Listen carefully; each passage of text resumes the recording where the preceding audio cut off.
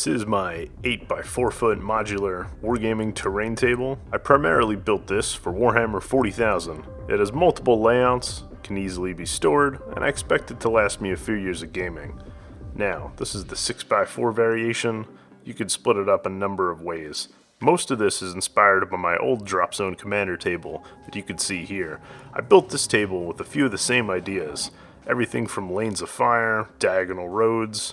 I was inspired by the Soviet wave sort of music, the retro space program aesthetic, alongside just the dilapidated, weathered concrete structures you would see in Pripyat or Chernobyl from the Stalker series of video games. I went with more warm-toned earths and terracotta kind of pigments alongside like a summer grassy green, and everything meshed together with the concrete to give it this really warm kind of industrial, oily smelling vibe. The table is mostly comprised of a ton of scatter terrain, a ton of these interlocking, stackable sort of terrain pieces so I could create the scene or like a diorama or any type of scenario I want to run on the table. A lot of it is single or double story, just line of sight blocking. A lot of it is scatter terrain, doodads. There's a lot of interiors, and while it is designed for gameplay, a lot of these pieces were created for rule of cool or just fitting in with the theme. Everything from generators to shacks and electrical cabinets to garages to small little overgrown platforms. The table just has, honestly, anything that I was inspired by, I would just add in, and it just kept growing the pile of different terrain I had. Inspired by a lot of other Necromunda tables or a few of the Warhammer World tables, I wanted to have an inbuilt bridge over some swamp kind of like crud water, alongside having a small area where I can play Kill Team or Necromunda inbuilt into the board. Most of the time, I will be only using a 6x4 section of the table when gaming, but it's nice to have an alternate fancy-looking kind of tile, as you can see here, with a lot of slottable and stackable items. I could just build a scene, or I could take other pieces and combine them together. Like, look, I made this whole little pipe area set. The one tank, unfortunately, is built into the table, but that's just me wanting to mimic the Forge World Chimera that's destroyed. Kind of just like the junked out tank. I was fascinated by that, and having some of the tracked mud with the leaves in it alongside it. I just liked that scene a lot, and it won't affect gameplay that much. A lot of the terrain, as you can see, is inspired by the classic 3rd to 4th edition sort of aesthetic. Some of them are old pieces that GW released that I redid, added some barrels, brightened up. I wanted to mimic the time before 40k had all completely plastic terrain, and I know I am using Games Workshop kits, but I wanted it to come more scratch build, more brighter, less drab and silver, and like dark gray, and more like white, teal, orange, blue, and also maintain that same color scheme I had from the Drop Zone table. The graffiti helped a lot of colors pop. Same thing as the choice to, instead of going with green barrels, I went with more red and that water jug blue almost, kind of like bright Vallejo ice blue. The color orange, for some reason, reminds me of the Counter-Strike Go weapon, the Asimov op, and I liked that color scheme enough where I wanted to bring that white and that orange into a lot of the colors of the table, and then have the green and browns kind of take care of the rest of it. And now it sounds really odd that I'm thinking this much about colors. The board has to feel right, if that makes sense. Like aesthetically or to your eyes. This seems very natural, and everything kind of stacks up, sets up however I want it, and it could look like a battlefield immediately. It doesn't look like bright green terrain on a desert mesa Mars board with a pillbox that has snow on it. Like, that's a lot of the issues with 40k terrain and having it match. I wanted all of this terrain to just absolutely match, and I could set it up however I want. Speaking of Counter-Strike, I enjoyed the fact that you can have an asymmetrical map or a map that is evenly balanced, even if the entire table isn't exactly, everything has symmetry and is parallel. I honestly have no interest in anything but beer and pretzels and hanging out with your friends sort of gaming. I don't really want to enter any tournaments with this sort of terrain. It's not War Machine. I played War Machine for a number of years, and 40k, I'm going to enjoy the battlefield, and I'm going to enjoy the whole cinematic and narrative side of the game, and just roll some dice with some friends and have some cool shit happen.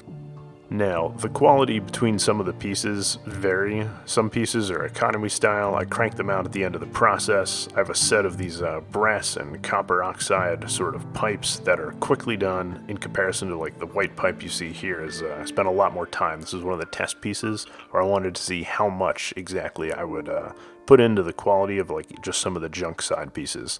Now, I did spend a lot of time and I had a blast. This was just a personal project that I wanted to kind of add into this. I kind of wanted to have almost like, not like a Starship Troopers fort walls, but I wanted to have like an urban South American sort of like riot kind of walls in a city and then have graffiti on them. And you can build and create like a mini fort into a corner of a board, and they're just fun to look for and to have as like background pieces. And the scale, they work fine, and they work as walkways, for example, if I play Necromunda or Stargrave or something like that. I achieved what I set out to do, and my initial vision over this 7-month project, this is exactly what I envisioned it to be at the end of it. So I'm happy about this, and now let me explain how I built this thing here. So first of all, I purchased, I don't know, $300 to $400 of various Necromunda kits, 2 of the Gang Stronghold kits, I think 2 sets of pipes. There was 2 of the Drill Necromunda kits, I think the Mechanicus, whatever else. There was a number of sets I ended up picking up. One of the Necromunda bulkhead doors, I think. I wasn't able to get my hands on any of the floor tiles for Necromunda, so I ended up not going with those. For the majority of the buildings, walls, it was a combination of chipboard, which is like the cardboard on the back of like a legal pad, alongside foam core. A lot of these pieces I designed on paper first, and usually I design things by just creating checkboxes or like bullet points of like what I want the piece to have without actually sketching it, and then I just try and dry fit everything. A lot of these pieces are actually extraordinarily simple and basic. It's just I just used my bits box and added a bunch of gribblies and doodads all over the place. I managed to find a nice balance between having enough flat and open terrain, inbuilt terrain features into the actual boards themselves, and I had enough line of sight blocking terrain to actually make the game of 40k work. I just used normal wood glue to glue down the big giant insulation foam chunks. I just chopped them up with a high wire. As you can see here, I basically just plastered a bunch of stuff down. I used a scissor, cut out some chipboard, plopped down some roads, and I just sat a giant bits box next to me as I was mixing the plaster and spackle, just so I can toss in trash, barrels, oil drums, debris, and just random extra bits into the actual ground texture and earth itself. I primed everything with a rattle can white, actually, a Rust-Oleum. That sounds odd, but I prefer to actually prime terrain white. It's always easier to go brighter to darker with washes and weathering. I did do some spot airbrushing of this green texture that didn't actually carry over into the final result, mostly due to the brown pigments kind of overpowering it, but my original idea was to have this more of a swampy sort of board, and I ended up making it more orange, rusted, corroded, and dry than trying to add humidity and a lot of extra like green moss to the board. I wanted just dry tufts. The roads were a combination of white airbrushing, then airbrushing it gray, and then airbrushing them like an off-white again, and that was a lot of the concrete and had to have a second coat of airbrushing, as alongside all of the pieces got re-airbrushed and rebase coated. I painted the board over about 7 months and only about 5 hours a week, so when I would checklist things, I just didn't want to have an unproductive work week. So like Monday night, it would be like, let's base coat gold. Tuesday night, let's base coat copper, or like the brown washes, or something like that. And I would just really spread it out over months and months and months, where I would just work an hour or two on the table, and then maybe an hour I would paint something else alongside that, or like work on a commission or something. Most of this terrain, again, it was just really over time, and a lot of base coating it correctly, washing it correctly, and then sponging it correctly, and doing the weathering and pigments and everything else. I wanted to keep the techniques extremely basic, but where they look professional and absolutely amazing at the end. These techniques, again, as you can see in the other videos I have, are very basic, and it's just a lot of washes, and it's not accurate line highlighting and perfect everything. It's a lot of dry brushing, as you can see. Like, honestly, most of the board was done dry brushing. The only airbrush coats were mostly priming coats. Most of the brown was painted exactly as you can see here, with like a dark umber brown. I mostly used acrylic apple barrel brown paints. umber brown if I recall, and then I would use like a khaki to dry brush, and then like a bleached bone, say, to dry brush the latest color. I would hit it with a few washes, and then I would add pigments. A lot of the walls and everything else, they were painted very simply and then just weathered up. The decals helped a lot. Printing out different decals or signs helped. The sponges were the cheat code that made weathering really easy. I decided against using the hairspray technique with salt and everything. I've used it before. It's great to use for like big flat surfaces, towel tanks, like curves. For this case, I just wanted cheap and easy, and I just didn't want to deal with hairspray. A lot of the board, again, I did use some washes, but most of it was just watered down brown paint, followed by handfuls of layers of different dry brushing before I would add the pigment, say. As you can see here, I had a lot of fun dry brushing. I don't know, it's just the most enjoyable part of a painting process of a large table is just dry brushing the sand. I don't know. This is my own favorite part of the process. This and then adding the static ground tufts is just very, very satisfying to do this. Again, if I do have to stress something, just keep your board simple. Now, while this looks like, oh, but Steve, this is kind of complicated. This isn't exactly simple. This is actually really simple if you talk to anyone that has like built terrain. It's like, oh, he added sand, he's got the plaster down, some pink foam, he added some plastic bits. Then he's just doing dry brushing. It's not that complicated if you just plan it out and you kind of do your order of operations when building terrain in the correct order. Like a lot of this, again, the whole theme I was going for was, hey, I want to make this 40K table. I don't want to spend an insane amount of time on it, but let's instead of painting it nice, neat, and crisp, let's weather it up. Let's just make it absolutely filthy. That allows me to make mistakes on it and not have to go back and perfect everything. It's not like I'm painting a Biltan Eldar Craft World army in perfect, pristine white and green. I'm building basically a muddy, overgrown, kind of rusted out space city that looks abandoned and can be used for sci-fi purposes. So again, a lot of the weathering is I base for example, the metals. It's just I'm painting them in a gold brass. I think it was like Retributor gold and corn brass mixed together. And then I would hit it with I think it was like, not Temple Guard blue, but one of the Vallejo teals. I water that down 50-50 with like a thinner, and then I mix that and wash everything. I pat it down with a paper towel, and then I dry brush it back up with like a nice copper to create that oxidization kind of effect. Now for this table, to keep with the warm kind of theme of those terracotta and that brown pigment, what I wanted to do was I wanted to have that oxide just kind of looks really, really good with the reddish brown. So I just really enjoyed that kind of pairing between those two colors and effects. While sticking with the color palette, I walked the fine line between the sandy oranges and the terracotta with the bright blue water jug blue barrels. Like, while that looked great with the sheet metal and the chrome and the white tile, I did want to avoid overgrassing the piece, kind of like my old Drop Zone Commander table. It just had too much flock on it, and the table was more green than, say, like gray. So for this, I did keep most of the board pretty clean, honestly. Most of the transitions are like obvious, but you could place terrain on them. They're not that noticeable. I couldn't hide them completely, but I think I did a pretty good job on it for a thin, storable board. The water pour I don't actually have a video of. That's good, mostly because I didn't want to mess it up, so I had to micromanage it with kind of like a flame, and then I did 2 pours, and then a third final brush on hard gloss. But talking about the actual trench and some of the inbuilt portions of the board, kind of like this here, as you can see, it's chock full of detail. There's tons of little gribblies, little doodads, barrels, sacks, different stowage for like vehicles or gear, or just junk kind of on the ground. It really adds character to the rest of the board, and it makes even like a boring corner of the board like fascinating.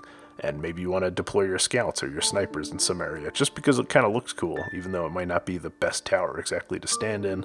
Some of the areas are just really cool, and it would be cool to have a bunch of tanks roll down some of these avenues here, and just I don't know, like deployment. It should be a lot of fun. I have a Trader Mech Imperial Guard army that I'm working on next, alongside like an Inquisition and Grey Knights army, and they're gonna look great on this board, just driving around and engaging in with Tyranids or my Iron Hands army.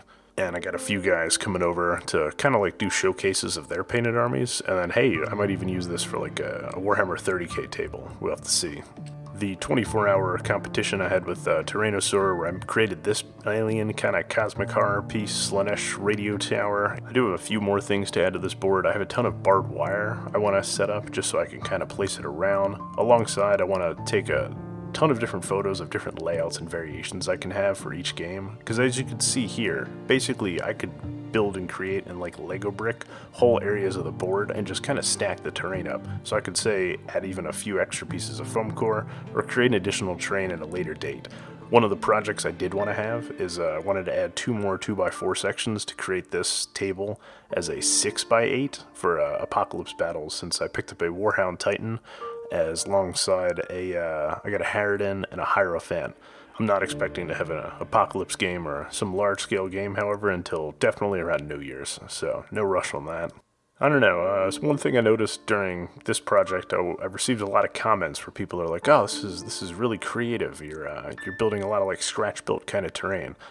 Don't feel forced to exactly use the basic Games Workshop kits when you're creating things. Like, I bought 2 gang strongholds and didn't build them at all. I just threw the instructions out immediately and just started kind of gluing pieces together. Use a combination of scratch build materials, cardboard, anything from foam core, the chipboard, MDF, anything you can use, water guns, children's toys. A few of these are different toys, or this is something from $5 and below, the little zappy thing. That's going to be like a void shield generator. Different parts of my computer I used for this board, or like an old gaming rig. You could basically take a bunch of trash, you add some bits onto it, or 3D bits, and you can really create scenes if you want to go for that sci-fi or steampunk or any kind of category, even fantasy terrain or castles.